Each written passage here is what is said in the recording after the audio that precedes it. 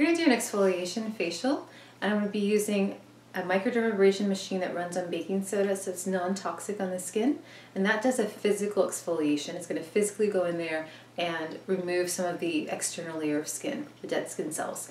And then I'm going to go back over with an enzyme to help to eat away any leftover dead skin cells. So after this, the skin's going to be nice and soft and glowing and ready to go out. First, I'm going to cleanse the skin with 302 cleanser.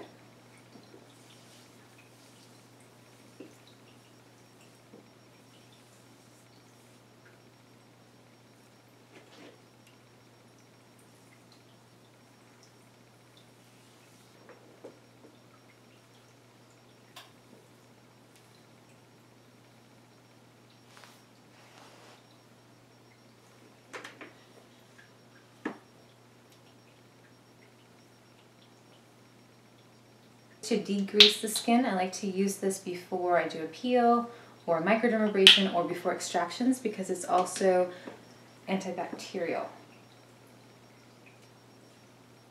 So before a microderm, you want the skin dry.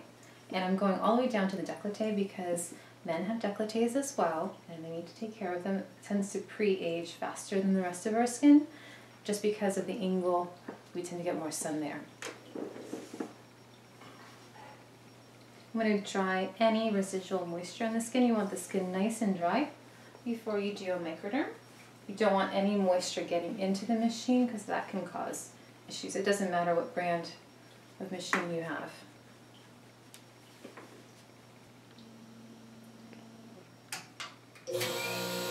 Turning on the machine, and you always want to hold your finger over the end and kind of feel how strong it is. Make sure you feel the crystals. And you want to do this periodically to make sure that there's no interruption in crystal flow. I always like to start off on the forehead because it's less sensitive, and so I do that for most treatments, but especially microderm, because microderm can be a little bit uncomfortable. I also like to anchor my hands there to make sure to stretch the skin out, but also it helps to take away some of the discomfort.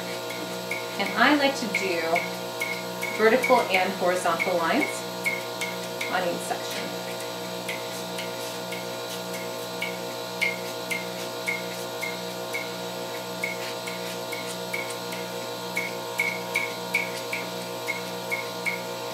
And depending on how thick the skin is, you can do 2 or 3 passes.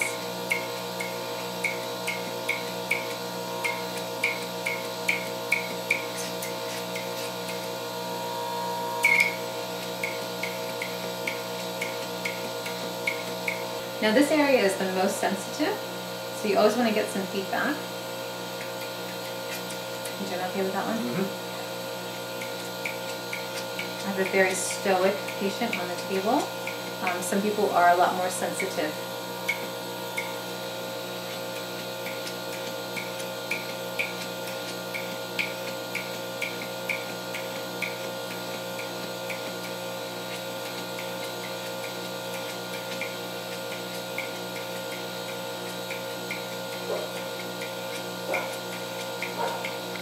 So I'm going to have you tilt your chin up a little bit, please. Thank you.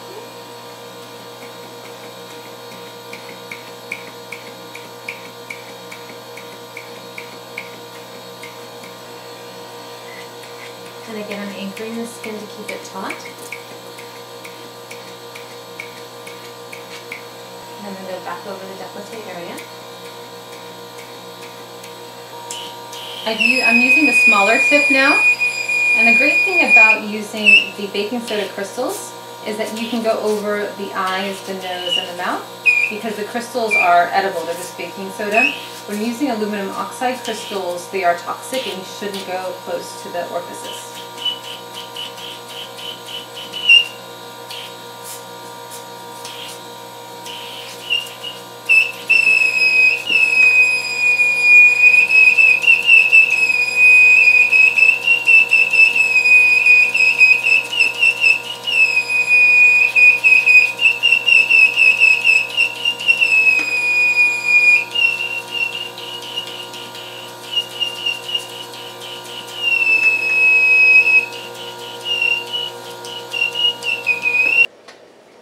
After the microderm, I'm going to use Exfoliator acid free, which is a papain enzyme from 302.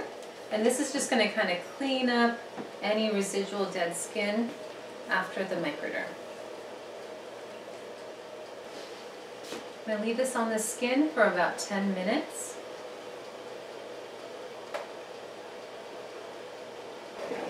I'm layering some hydrating mask over this just to help hydrate the skin a little bit more.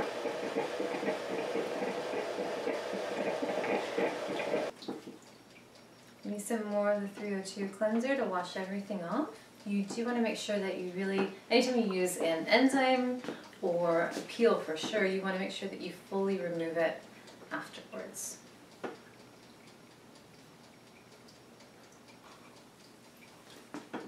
And it's amazing how much softer the skin is after the microdermabrasion.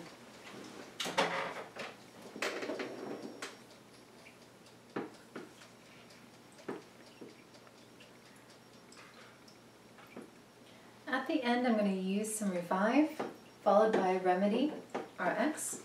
Now this is going to give a little bit of hydration. It's antibacterial, anti-inflammatory, so it's going to bring down redness. A lot of times men don't want to feel like they have something on their skin, so this is a nice light finish for the facial. And then I'm just going to use a pea-sized amount of the Remedy. If there's any left in here, let's see.